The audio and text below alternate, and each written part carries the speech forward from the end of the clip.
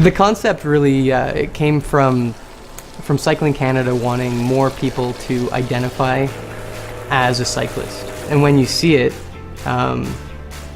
like I think you want to fill in the blanks yourself. Like you see that there's no one there, and you want to be there.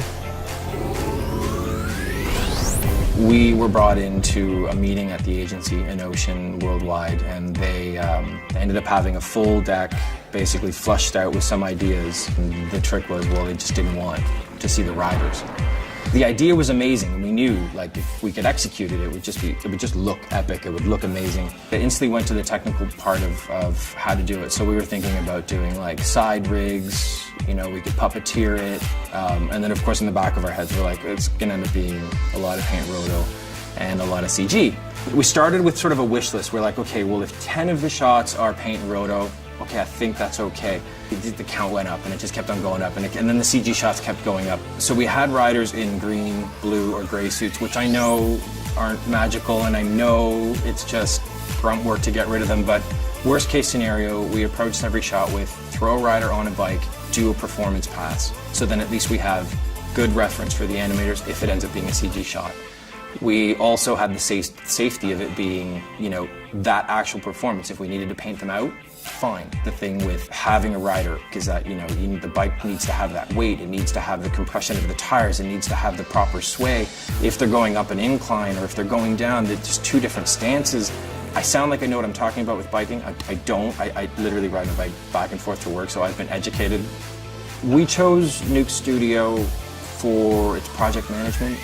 The fact that we had everything on the timeline and we could wire all of the new pumps right back in, easy to review, and easy to just sort of manage everything. I mean, we literally used it out of the box, and it worked. It worked great to conform it, to get the material. I knew that I'd have to work with, you know, sort of mirrored conforms and all of this data, and the fact that we had so much CG and so much painting, and it was one of those things that going in and out of a flame it just didn't make sense. I couldn't get my head wrapped around how I could manage the project that way.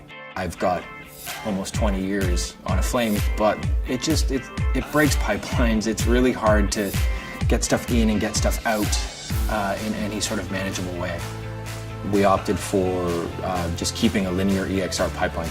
Having color grading in-house, we'd be back and forth a lot, and we didn't want to duplicate the data. So we were assessing what tools do we need, how do we start it, how do we conform it, how do we deal with all that. Baselight came out with a Baselight for NUKE plugin, which we were beta testing right before the production. We tried it on a couple shorter projects, and it worked out really well. What we would do is we'd go into the color grading suite, set the look, set the base grade, then those BLG files we'd load back into NUKE. If we had somebody coming in for reviews, at least they could see exactly what they saw in the color suite. And obviously we have to pass things back and forth with color, we have to do this, we have to play nice with what's already in-house, and NUKE Studio seems to be a friendlier app than most others. So we're currently rewriting our pipeline now with basically NUKE at its core.